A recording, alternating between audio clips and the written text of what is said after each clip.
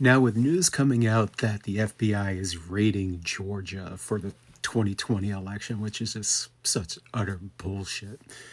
But there's a pattern now going on. Of course, we had the regime here making claim that they wanted the voter rolls from all these states, and only a few states were complying. Of course, all red states.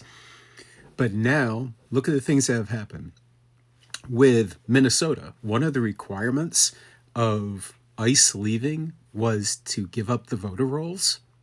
We now have what's going on in Georgia to gain access to the voter rolls. I have zero fucking doubt in my mind that they are going to use this, not necessarily to manipulate the election, which they, of course, may do, but this is going to go after voters directly.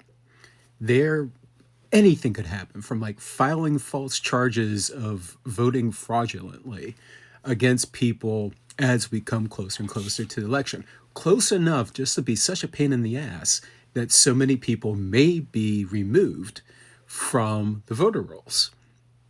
I cannot stress enough how important it is, especially in purple states, but even in blue states as well. But even areas like Texas and all that, keep up on where your voter registration lies at this point, because you just do not know what's going to happen, especially with these states that are just willingly giving this up.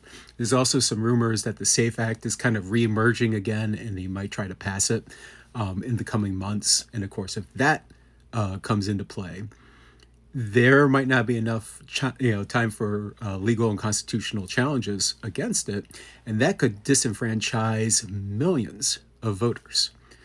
This is all a specific attempt to sway the election. And it's not just, of course, this. You have the gerrymandering that's going on.